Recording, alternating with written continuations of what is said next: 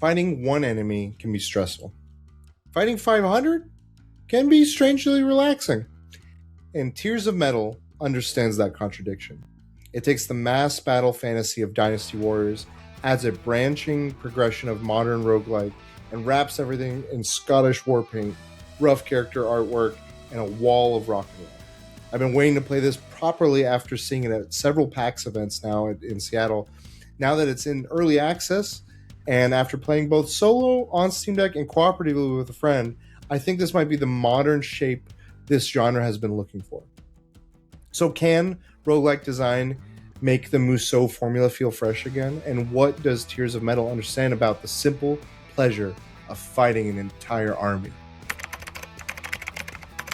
At its core, Tears of Metal is built around one of the oldest power fantasies in action games. Putting one impossibly capable warrior and some of his scrappy buddies in front of several hundreds of enemies. You charge in these enormous crowds alongside your Scottish battalion, swing your weapon, and watch entire groups get launched in the air. Bodies pile up, the battlefield becomes covered in blood, and that kill counter climbs as a ridiculous pace and just keeps going. There's an immediate satisfaction to it. Individual enemies rarely require much thought, although I will say, like, once we got to the harder stuff, that's when it really did, but I'll get back to that. So the focus, by and large, becomes movement, positioning, maintaining momentum. You aren't cautiously studying every opponent. You're looking for the next group large enough to run through and just like be a train and just plow through them and everything. And that's where, again, kind of that Dynasty Warrior, Hyrule Warrior comparison comes through. Tears of Metal understands that the fantasy isn't simply defeating an enemy. It's becoming the force of nature that changes the entire battlefield. Boss encounters occasionally interrupt the dominance, which, again, what I was saying, like when I get to a boss or I get to a few heavies, it's like, okay, got to change the pace up, got to block, but it demands that kind of awareness, and it offers tools to be able to kind of navigate it. You have the awareness, you have the dodge, you have parry, you have coordination, especially in co-op. That contrast helps the regular horde combat feel powerful without making the whole game just feel effortless. Like, you need a little bit of friction and the right kind. Again, the power fantasy explains why the first battle is satisfying. It doesn't necessarily explain why I would want to fight the same war again and again, in very much of like this game's roguelike nature. And that's where Tears of Metal borrows from a very different kind of game. Rather than moving through one fixed campaign, Tears of Metal structures its war like a roguelike. If you're familiar with roguelike, you can have progress carry over from run to run. Each run is its own kind of unique pathway and everything, and then you can build that out so you can just grow. But you'll be faced with some choices in between sessions. Be like, oh, do I want to go this build more or that build? And each segment kind of goes off. Slay the Spire does this pretty well with its branching pathways. Think of that, but for this game. Each attempt presents branching paths, different encounters, different wards. You can collect emblems, equipment, charms that gradually just start shaping that build. One decision might improve a specific attack, while another creates synergies that change how you're approaching the entire crowd altogether. And it's a structure that we've seen work in games, like I said, like Hades, Slay the Spire are like the most obvious ones that come to mind, but even more recently with like things like Saros and so much else. The path to the final boss matters because you're constantly asking what your current build needs and how much more you're willing to accept to get it.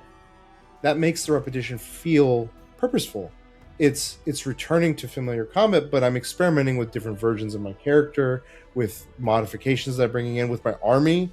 My army is upgradable, and I could lean harder into two of my characters that are archers versus my spearmen or my swordsmen, and just kind of lean which kind of support I need. And then there's progression outside the individual campaign.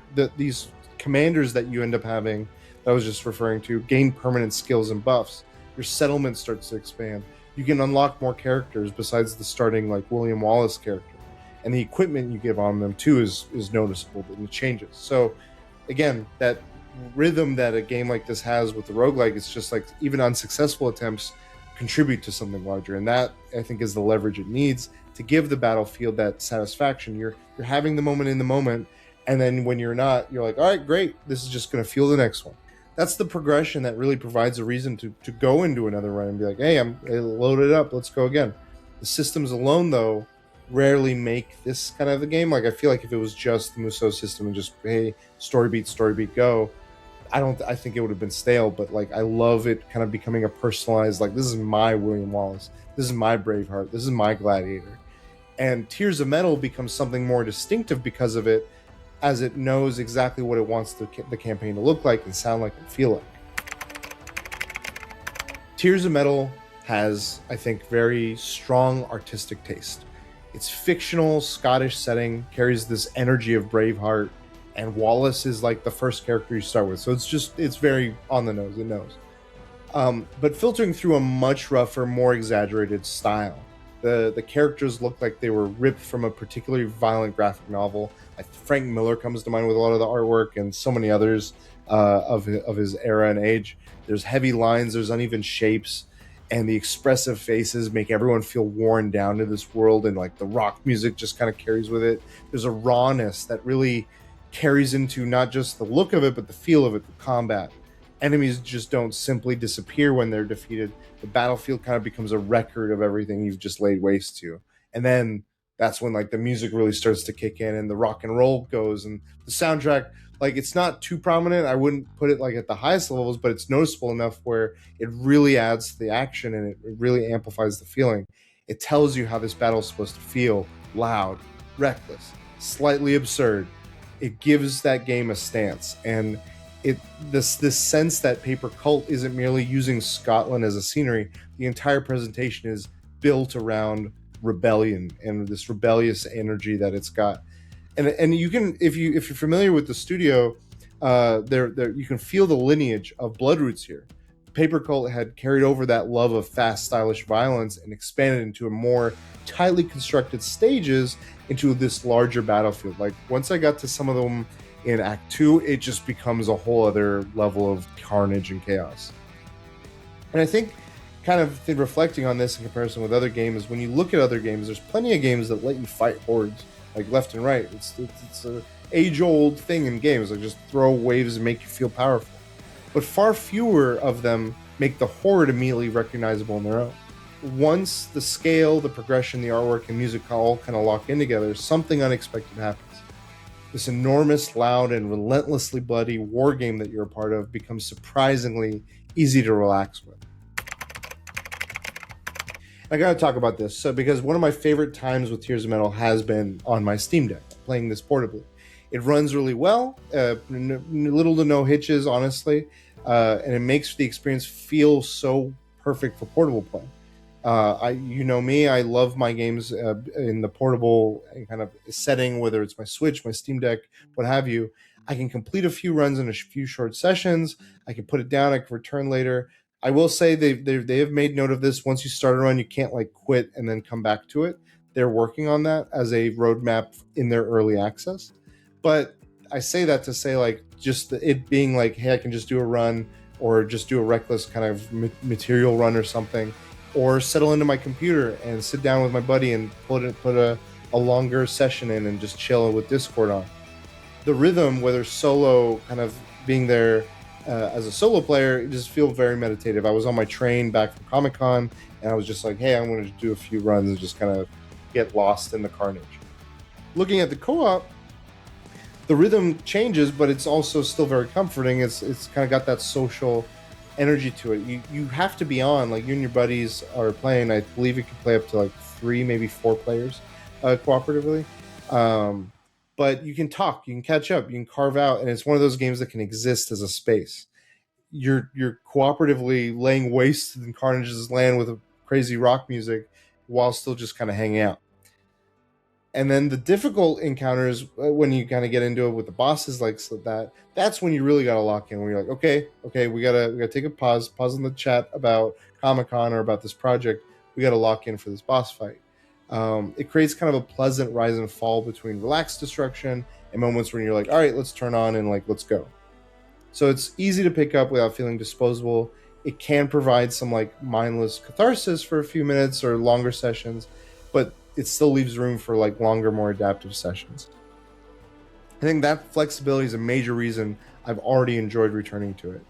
Early access introduces this larger question: whether Tears of Metal can keep expanding that feeling without losing the simplicity that currently makes it work.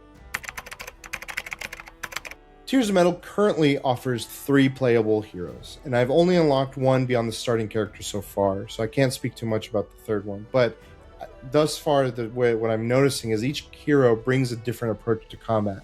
And Paper Cult has already outlined plans for additional heroes. You can see their silhouettes and everything kind of just there, being like, hey, they're coming. They're on the artwork, they're on the trailers and stuff.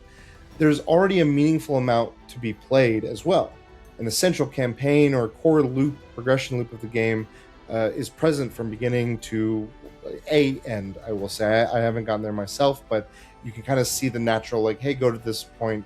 Again, Slay the Spire 2 is a good example for me of, like, it still gives a full package while not being complete. It's in early access. So it feels like a really strong foundation for Tears of Metal rather than just kind of a small proof of concept janky or anything. It's fleshed out. And I think its longevity will really depend on how much variety Paper Cult can introduce across characters, enemies, builds, and encounters. A game built around repetition needs enough possibilities to keep that repetition surprising, or refreshing, or kind of varied. Based on what's here, though, I will say Tears of Metal has already solved the most important problem. It is found an identity worth expanding. This early access launch feels like the promising first charge towards a larger campaign.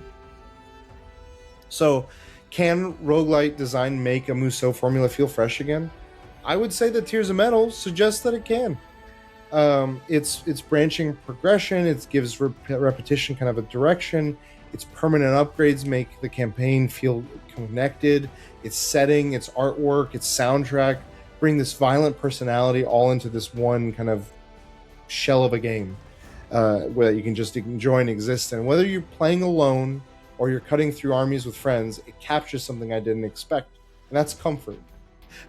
The most violent kind of comfort, chaotic maybe even too, with the music loud or the hundreds of enemies running for their lives as I'm still chasing them down to get a few more points. Somehow walking back to that chaos and carnage has become one of my favorite kind of gaming decisions I've made lately. I'm just chilling, having a vibe on my couch with my cat or with buddies. And I think Tears of Metal still has room to grow throughout its early access, and they have their roadmap, so it has a direction and vision. But I think the foundation already understands why we enjoy fighting impossible odds and how a familiar setting can feel new when a developer gives it enough direction, flexibility, and taste. Indie studio rebuild in this way. Let me know in the comments. I'd love to hear your thoughts about this game or any of the ideas we talked about in today's video. But until next time, we'll catch you in the next save point.